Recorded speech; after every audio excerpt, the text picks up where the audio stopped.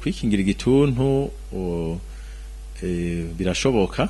Kwikingira igituntu ubwa mbere duhimiriza abaganga, nivyo no kwita méthode préventive, les mesures de prévention. Kwa muganga ubwa mbere duhimiriza abaganga yuko boraba mu ma collectivité bakaraba abantu bafise amasinye y'igituntu, hama bakabapima cyane cyane abaje bafise igituntu kiri mu gikorogwa cyo bita aba tuberculose bacilloscopie positive. Abo rero tubarondeye mu ma collectivité tukabaha umuti, kandi umuti bakafata neza, biragabanya ingwara y'igituntu, biratuma atabandi bantu benshi bandura. Rero no kugabanya kunywa inzoga, kunywa amatabi, ivyo navyo birafasha na ma méthode de prévention. Umuntu agwaye ingwara y'igituntu si umuntu ukuca unena na nyaburya aba afise inguvu nke, agwaye ugiye kumunena ntumube hafi, nuvuga yuko nawe birashobora kuca bituma adanakira neza kubera agira ukwihebura.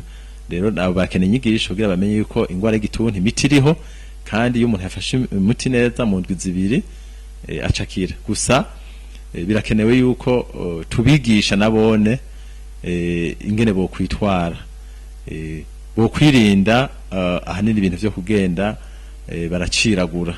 Nk'umuntu akorora wikeka ko ingwara y'igituntu bo mwigisha kugira ntaza aracira habonye hose, kubera muri ivyo aciriye niho uzosanga harimo ya migera y'igituntu.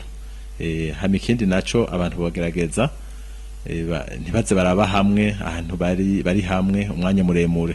Hama ikindi naco boraba nk'imishwaro en papier, iyo umuntu yawukoresheje yimyiriye ivyo en papier bakabiturira, bakagerageza bakabiturira. Hama ivyo badashobora guturira barashobora kubishira ku zuba. Iri zuba no bamenyesha yuko iri zuba mubona la lumière directe du soleil yica ayo mabacille de corps mu minute 5. Rero bofata nk'ivyo bintu vy'ivyambagwa bibaza ko umuntu agwaye igituntu yoba yaciriyemwo canke yakoresheje bakabishira ku zuba umwanya muremure.